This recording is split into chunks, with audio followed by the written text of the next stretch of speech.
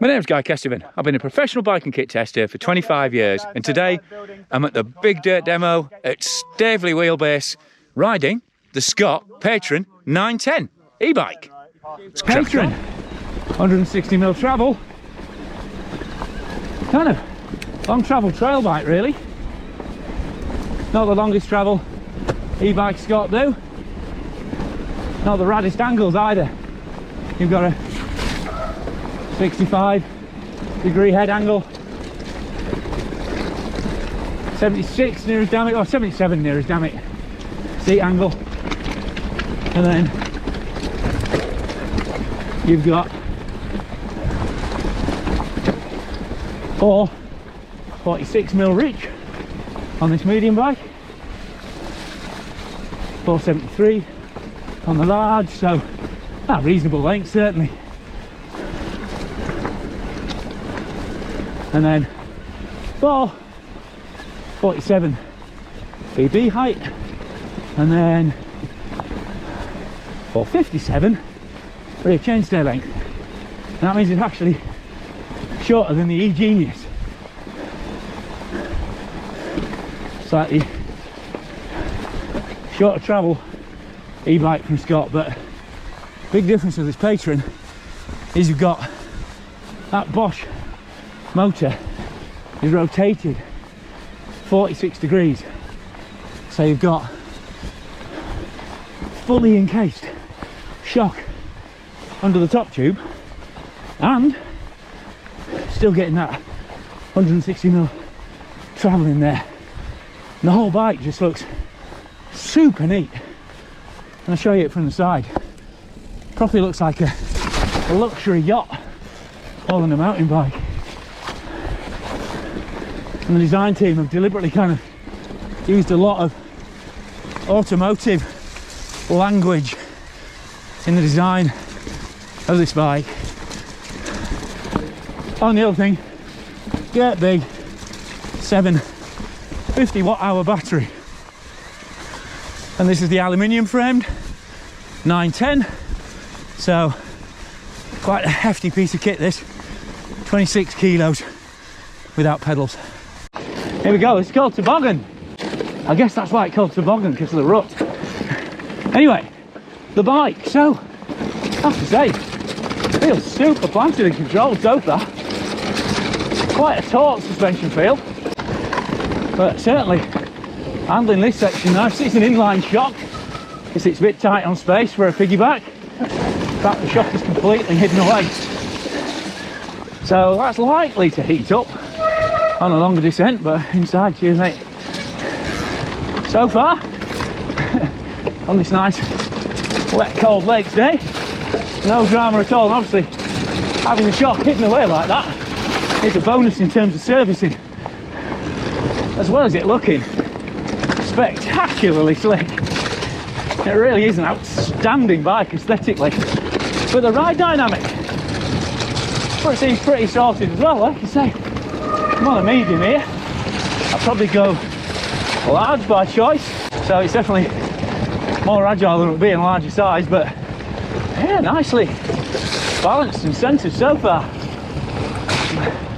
Then you've got box 38 up front, and not only is that shock fully shut away inside the top tube, which makes it very clean in terms of servicing, but also aesthetically you've also got that classic Scott push lock twin remote actuation, so short travel mode, a bit stiffer, the pedally section, and then a full lockout if you want it, but you've got that Bosch power, so you're likely to need that, I think, on a regular. And what's quite interesting is Scott have fitted the dissector front and rear. Normally just kind of a faster rolling Maxxis rear option, but just to get a bit of spice, a bit more speed out of this bike, I guess they put it front and rear, but still a 29 by 2.6, so a big load of rubber on there. And then with that 38 fork up front, You got loads of control and stiffness. I have to say the chassis is feeling pretty damn taut. Not so much it's battering my hands, it's not abusive, but that's going to need a lens wipe. Certainly a nice taut feel, and then you can really pop it out of corners like that.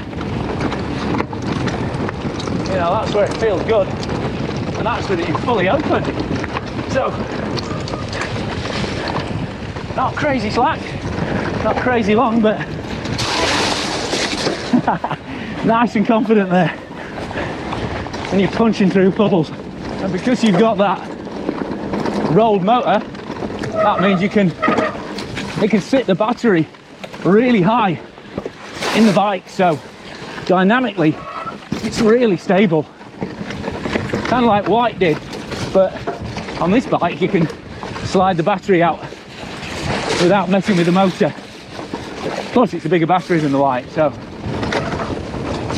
a really nice piece of design work. You know, you got that little louvered top section vented over the motor. Just looks really smart, properly sorted bike aesthetically, as most Scots are, to be fair. That was a little blunt drop in there and it handled that beautifully. Reckon that got a full travel out of it. Now we're into the rocky section, and yeah, well, thank you very much indeed, cheers.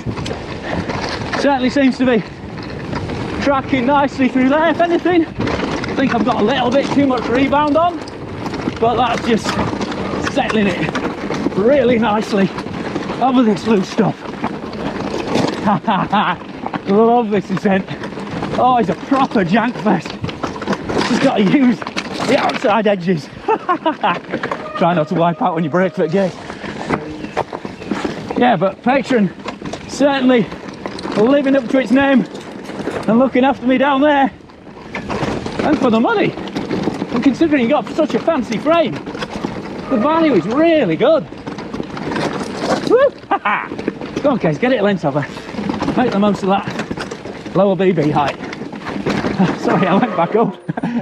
And I've got to do a quick tech run through on this. I mean, it's only a short video, this, it's not a full one. Hopefully I get the bike back for a more sort of exhaustive run through on it, but you can just see when you've got that big Fox 38 up front, but then you've got this massive head tube, 1.8 inch head tube on this bike, and then you've got that short sort of semi-integrated stem. It's not really integrated, it just comes down into the top cap there, but then the Kiox unit is mounted onto the stem top cap there, so that's really neat. You've got that new smart system controller there, the Bosch setup. Then you've got this crazy Scott triple lever, so you've got dropper lever, you've got release lever, and then you've got shock mode lever there. So it is lucky that they've got all this, you know, routing inside the stem. It definitely needs that.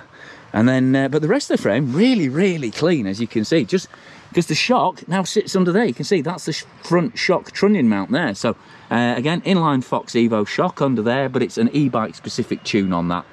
And then this is this little dog leg linkage they're now using, first used by Bold Bikes, who Scott bought. So inside there is the rocker that drives the shock.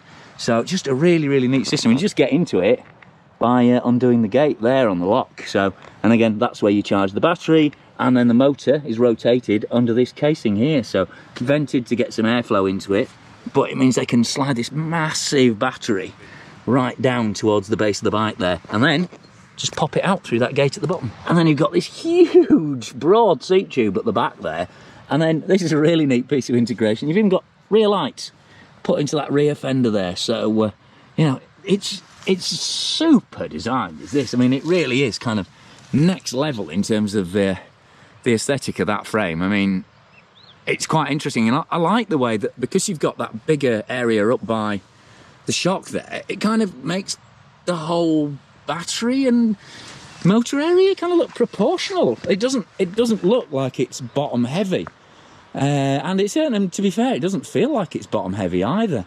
You know, just dropping that battery down a bit lower really helps it. I mean, you see on that last descent, you know, there's some tight old rocky corners, and you're like, sometimes an e-bike can really high side you coming into them, and the angles are, you know, they're certainly not sketchy, but they're not super slammed or super slack.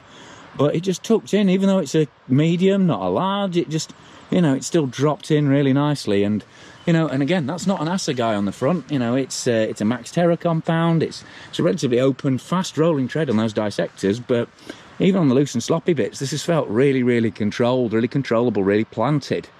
Yeah, it's just very, I mean, it's very, very Scott, with that triple mode shock and everything like that, and all this integration. That's a real Scott, well, Scott and Bold signature now. But yeah, if you want an all-day bike, because you've got those different shock modes, and because you've got that massive battery capacity and all the feedback that comes with Smart System, and I've done a video with Jack from Bosch on the Smart System app, and then another one on the Smart System hardware, so do go and look at them if you want more in-depth on what Bosch offer with this new Smart System. But basically, there's a whole load of kind of human feedback as well as motor and route feedback going on, you know, wattage, heart rate, that kind of thing.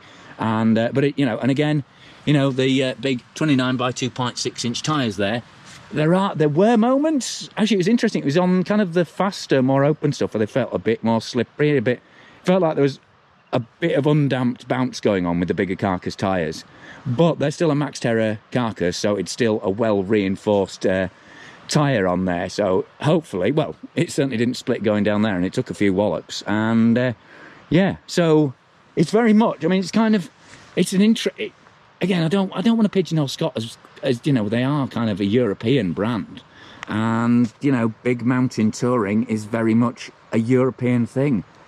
And this bike, I mean, it's only been a short ride out of Wheelbase, but it's certainly proved very, very suitable to this. Big landscape, big range, old school mountain biking, but then with the ability to properly plough descents. You know, it'll look after you if you're a novice, but if you're a more dynamic rider, you can really push on this. And that whole kind of shock feel, I mean, again, I've had limited time to play around. I mean, I'll be honest, I haven't played around with the shock at all. The guy, Nick at Scott, set it up for me, and the sag and everything about right. You've got a little sag indicator on the far side. And so there's definitely more exploring to do with the shock. But it's a deliberately quite tight e-bike tune anyway, to make the bike feel more pedalable and more kind of distance efficiency friendly. It's not a big plush saggy bike like something like a, you know, Specialized Kenevo SL or a Nuke Proof. This is, you know, it's meant to be quite a tight and lively feeling bike, and I think that really suits the purpose of the bike. The only other thing to really talk about is the fact that with this steel, with the alloy frame and the big battery, it is a pretty hefty beast at, you know, 26 kilos. But then I think we're going to be seeing that a lot with these bigger battery bikes coming through.